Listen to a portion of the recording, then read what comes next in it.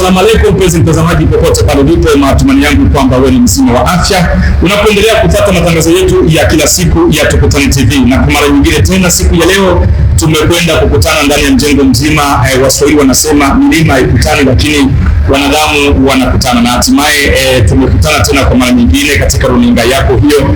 Unaendelea kupata matangazo ya Tukutane TV. Bila kuponda muda nikukaribishe japo katika mazungumzo ya leo na mwaliko wangu, ambapo tutakwenda kuzungumzia kuhusiana na cessez-le-feu, ni lugha la Kifaransa. Kwa Kiswahili ni usitisho wa mapigano, kusitisha mapigano ambayo yanaendelea katika mapambano fulani katika nchi mbalimbali, na haswa inakwenda kulenga kusitisha mapigano katika nchi ya Jamhuri ya Kidemokrasia ya Kongo, katika maeneo ambayo yanakwenda kudhibitiwa au tuseme maeneo ambayo yanakwenda kusikika kila mara vita vya hapa na pale, na zaidi sana ni mashariki mwa nchi ya DRC. Na hivyo tulikwenda kumwalika mwaliko wetu. Mimi ni Dinamiki Malembe, mtangazaji wako ambaye unakuwa mimi kila mara katika vipindi mbalimbali vya uchambuzi wa siasa, na upande wa pili mwaliko atakwenda kujitambulisha. Ndugu jambo. Jambo, unaweza kujitambulisha? Kwa majina mimi naitwa Bile Sukonore, nikiwa mwanamemba wa mashirika ya kiraia, mteteaji wa haki za kibinadamu, tena wakada wa kijamii katika tarafa la Fizi na mji wa Baraka. Asante sana mwaliko wetu Bile Sukonore, ulikwenda kujitambulisha. Nafikiri nilikwenda kusikiliza kichwa cha mazungumzo yetu na kipindi chetu ni kuhusiana na kusitishwa kwa mapigano katika maeneo ambayo yanamilikiwa na vita, hususan mashariki mwa nchi ya DRC. Labda tungependa kufahamu nini maana ya cessez-le-feu, au tuseme nini maana ya kusitishwa kwa mapigano? Asante sana. Neno kusitishwa kwa mapambano au mapigano ambayo katika lugha ya Kimombo tunaita cessez-le-feu ni wakati kuna vikundi viwili vinapambana, vinaweza kuwata vitatu kwa kurimba kwa risasi. Kunafikia wakati labda kuna chanzo ambacho kuna vitu ambavyo wanataka wakifanye, yani kujaribu kutafuta amani, kisha zile pande mbili kwa kuendelea na mazungumzo zinakaa chini, zinasema ya kwamba wakati tunataka kuendelea na mambo mengine, kitu cha lazima kwetu ni tuweze kwanza kusitisha mapambano, yani kusisikilike mlio wa risasi kwa kila upande. Upande mmoja unakataa kutapigwa na risasi na upande mwingine unaongea kwamba hakuna mambo ya kupiga risasi, ili wabakie katika ukimya kwa kutafuta mazungumzo yaendelee au vipengele vingine ambavyo vinaendelea. Asante sana. Kama nilivyokwenda kukufuata vilivyo, unasema kwamba kusitishwa kwa mapigano ni hali fulani ya makundi mawili ambayo leo katika mgogoro wa vita kaa chini, wanaandika vikaratasi, vibarua kwamba tusitishe mapigano. Lakini sasa kuna swali, nini chanzo cha mapigano kuendelea wakati wale watu walikuwa tayari wamekwisha kukaa chini? Asante sana, na ndio maana tunasema kila wakati vita viishi kwa mtoto wa risasi. Wakati kuna vita au kuna dosari kati ya vikundi, watu wanatafuta njia mbadala, kila upande namna gani wanaweza wakamaliza hivyo vita, kwa sababu inaweza ikafikia mnapambana vikali muda mrefu lakini hamupati suluhisho. Inabidi watu wakae chini na wanaweza kufanya ile wanaita mikataba, kuanzisha kwanza ni ile kusitisha ile wanaita cessez-le-feu, baadaye wanaendelea na mazungumzo.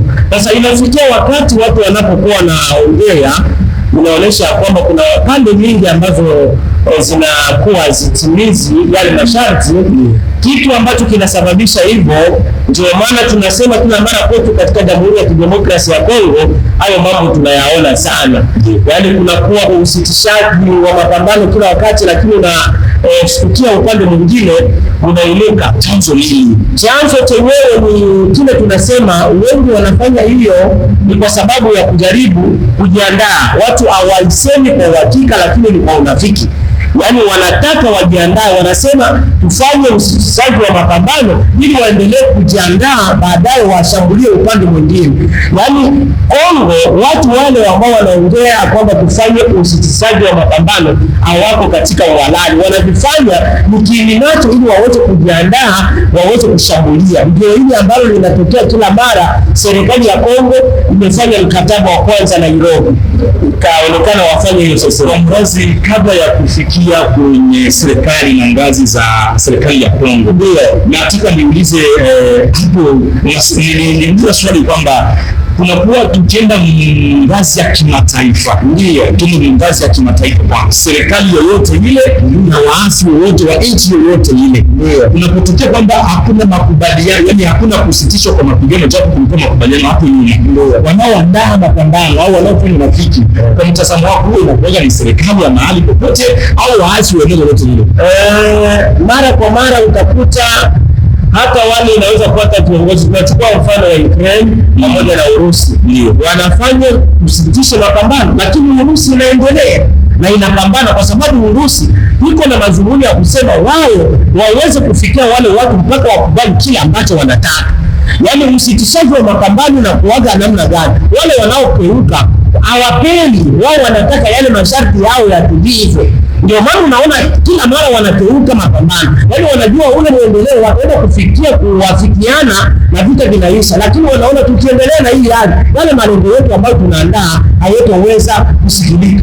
Acha sasa tuanze mtuto wa bunduki, labda kwa mtuto wao serikali au kikundi kingine kitaenda katika ile wanaita lugha ya kimombo position de faiblesse. Yaani wanakuwa hawana tena nguvu na wanakubali. Tuli upande wa DRC. Ndio, DRC mashariki mwa nchi ya Kongo kunakuwa na mapigano kila mara. Ndio. Nilikusikiliza unasema kuna mikataba mbalimbali ilifanyika Nairobi, kuna mikataba ilifanyika Qatar, kuna mikataba ilifanyika Marekani. Ndio. Sasa mikataba yote hii ilikuwa ni kwa sababu ya kusitisha vita. Lakini mpaka sasa vita vinaendelea mashariki mwa nchi ya Kongo. Kwa upande wako unavyoona makubaliano yanaheshimiwa au hayaheshimiwi? Na kama makubaliano hayaheshimiwi vile ni upande upi usiotimiza? Asante sana. Ndio maana nimetangulia kusema nilitaka kuelekea mara kwa moja kwa lile ambalo tunataka kufikia. Ndio maana swali limekuwa mzuri sana. Tukiangalia katika Jamhuri ya Kidemokrasia ya Kongo na vita ambavyo vinadiri na kudimba katika mashariki ya Jamhuri ya Kidemokrasia ya Kongo, kila mara wanaofanya kukeuka hiyo mapatano kumrazi ya kusitisha kwa mapambano ni waasi ambao tunaitwa M23 nao wa AFC, wanakuwa na malengo yao. Ndio pale ninasema tukianzia kwanza kulikuwa mkataba wa Nairobi, wakasema tuachishe mapambano. Walioanza kushambulia serikali walikuwa waasi. Nakumbuka tangu mwaka 2000 hayo nalaisha kwamba waasi ndio angalia waheshimiwi, ndio kwa sababu wanataka kufanya hilo jambo lifanyike kwa kinguvu ili serikali isikie yale mahitaji yao wanaotaka kwa government. Ndio maana kila mara wanateuka mapambano ile masharti ya ukiukaji ambao tunasema hawasitishi mapigano kama wanavyostahili. Ndio wanakuwa hilo ni kupumbaza serikali ili waendelee kujiandaa. Ndio maana nimesema ukisema hiyo kuanzia Nairobi, wao ndio walivunja hiyo mapatano ya kusitisha mapambano. Unaweza kutosha mfano mdogo, labda baada ya makubaliano wao walianza kushambulia sehemu fulani. Ndio, na chukua mfano tangu Nairobi watu walisitisha, wao ndio walianza kuwatake au kushambulia Bunagana na wakaishika, baadaye wakaingia Masisi, wakaingia Ruchuru, alikaribika. Hapo kulikuwa na hiyo wanaita CCLF, wakati jeshi la SADC lilikuwa limeletwa katika Jamhuri ya Kidemokrasia ya Kongo, ambayo lilikuwa limejaa wanajeshi wengi wa Kenya na wale wa Afrika ya Kusini. Lakini walipokuja maeneo hayo ilionekana kuwe na ile wanaita CCLF, lakini walioendelea na mapambano walikuwa ile jeshi au waasi wa M23 walianza mashambulizi mpaka wakakamata maeneo karibia kukamata eneo lote la Nile Kivu. Na wakati walipoendelea ndio hapo waliendelea kukawa mkataba mwingine wa kuasika na mapambano, wakashambulia, wakajiandaa mpaka wakapiga na mpaka hapo wakakamata province ya Sud-Kivu ya Nord Kivu msamani katika jiji la Goma. Hiyo ni mfano wa kwanza ambayo inaonyesha waasi waligeuka. Kukakuwa mkataba mwingine ambao ulitangazwa na rais wa Angola Joao Lourenço akasema inabidi kuwe na cessez-le-feu. Ikaonekana ni hivi, government iliweza kufanya hivyo, lakini waasi waliendelea na mashambulizi, wakaingia maeneo mengine na mapambano yakaendelea mpaka wakafikia kukamata sehemu kubwa ya Kivu ya Kusini. Yaani inaonyesha kwamba wanajeshi hao au waasi hao hawatimizi, kwa sababu wana malengo ya kulazimisha gouvernement au government ikubali yale masharti yao. Ninaweza kufuata katika maneno yako, unataka kumaanisha kwamba kila kunapokuwa na kusitishwa kwa mapigano waasi wanakwenda kujiandaa. Ndio, hilo ndio nataka maanisha. Nataka maanisha kunapokuwa na ile wanaita cessez-le-feu, au waasi wao wanapoona wameshambuliwa na wamesongwa sana kidogo kufanya makubaliano na wanasongwa sana, wanaposongwa wanakuja kujihisi ya kwamba wako katika mbuguwazi, hawataendelea. Kwa kuweza sasa kujiandaa, wanaambia government na wadau wengine wa kimataifa, sisi tuko tayari kusitisha mapambano, lakini nia yao ni kujiandaa, kwa sababu wanaona warudi tena, ili warudi tena, na wamesongwa na wana tena la kufanya. Ndio hivyo wanadanganya umma wa kimataifa na umma wa nchi nzima eti ya kwamba sisi tunataka amani na sisi tunataka kuendelea na mazungumzo, lakini kwetu inaonyesha wanaendelea kujiandaa. Mfano wa tatu ni hapa karibuni, wakati government imekaa katika eneo la Katogota. Tunaelewa hilo ni mjini ambao uko karibu na Kamanyola katika Kivu. Walikaa hapo muda wa miezi 9, wako katika jiji la Kamanyola. Kumbe wao wanaendelea kujiandaa na huko wakitangaza tunaikaa katika cessez-le-feu, tunasitisha mapambano ili tuelewane na ili amani ipatikane, kwa sababu ndio wao waasi wanasema sisi tunataka amani na tunataka amani ionekane. Lakini walipokuwa hapo walijiandaa nao hiyo miezi 9 mpaka wakaleta mashambulizi, wakakamata jiji la Uvira. Ni wakati ulikuwa wa cessez-le-feu, huko government ikiendelea kupumbazwa na ile cessez-le-feu, huko waasi wakaendelea kujiandaa. Watu wakizani kimataifa wanajiandaa kwa ajili ya cessez-le-feu, sisi wote tumeona na watu wameangamia mpaka imefanyika hivi. Hivi karibuni kumekuwa cessez-le-feu ambayo imesainiwa katika jiji la Uswisi. Sisi hivi karibuni tariki 16 hadi 18 kama sidanganyi, kulikuwa na mazungumzo kati ya government ya Kongo na waasi wa M23.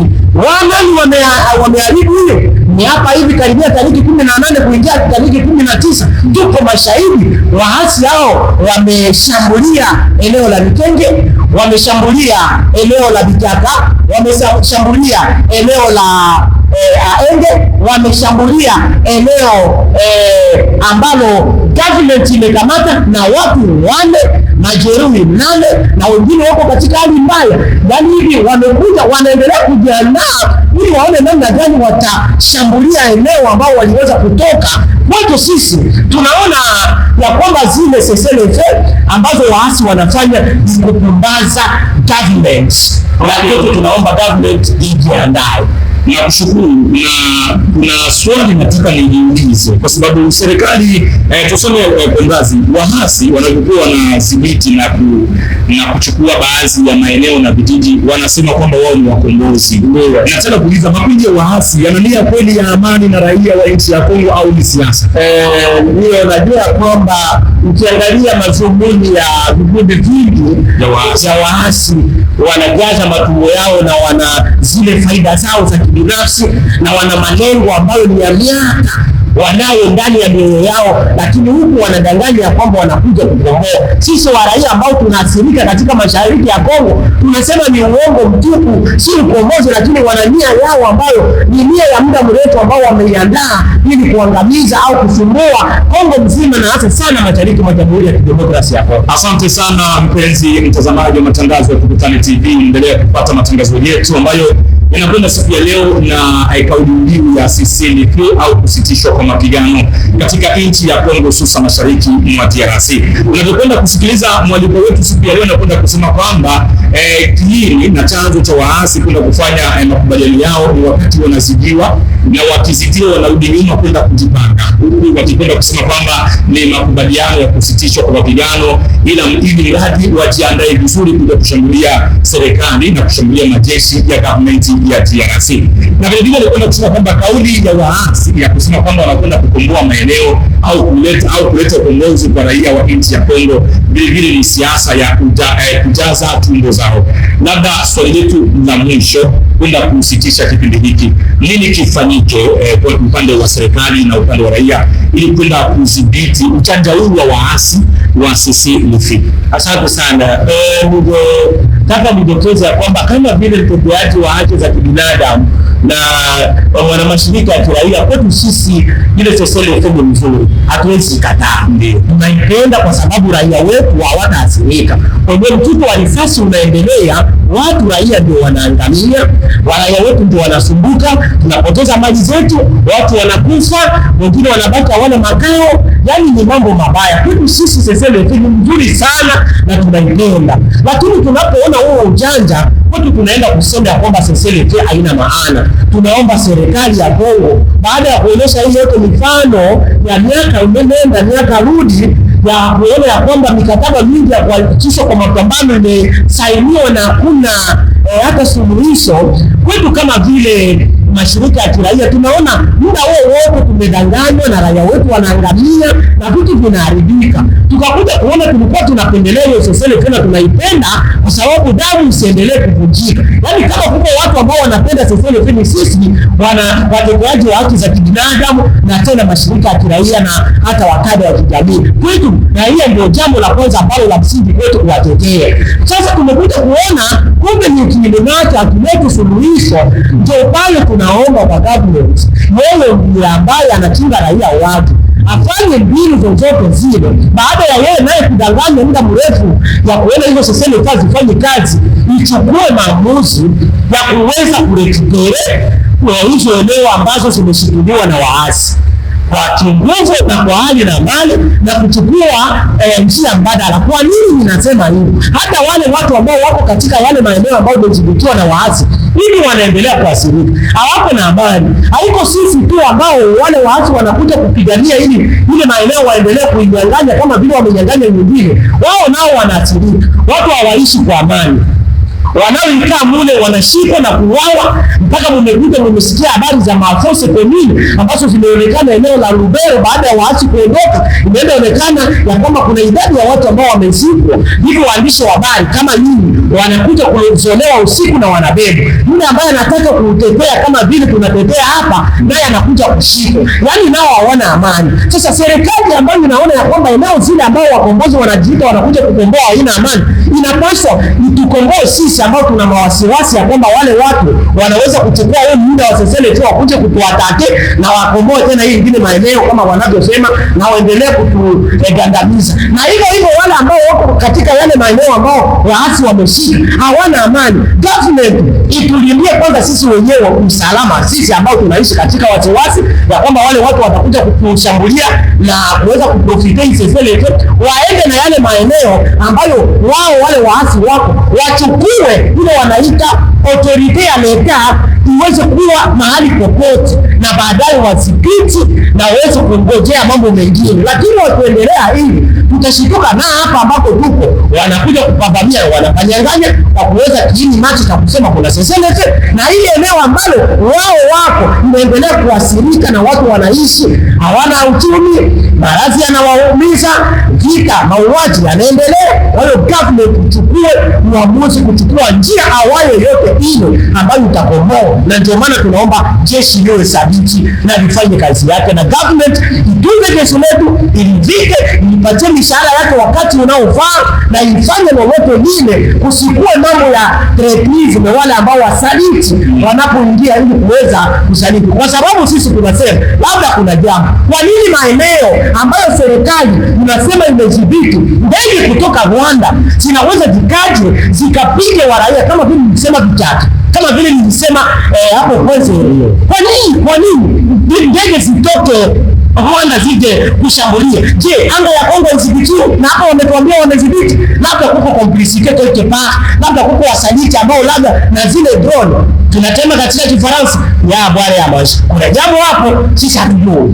Asante sana mwaliko wetu wa siku ya leo. Tunakwenda kushukuru kwa mazungumzo haya ambayo tulikwenda kuyafanya. Labda mpenzi mtazamaji na msikilizaji wetu maeneo yote pale ulipo, tunakusalimu na tunakushukuru kulingana na muda na majira. Ni hapo tutakuwa tumefika mwisho wa kipindi chetu hiki cha CCLF au kusitishwa kwa mapambano. Nilikuwa na mwaliko wangu, anaweza kujitambulisha tena safari nyingine. Ndio Supondore, mteteaji wa haki za kibinadamu na kada ya kijamii. Asante sana. Upande wa pili umeshikiliwa na mwenzangu Pepe wewe Wilonta aliyefanya ili na lile ili mradi sauti yangu na sura yangu ipate kusikika kwenye runinga yako. Mimi ni Dinamiki Manembe wa TK TV. Kwa hiyo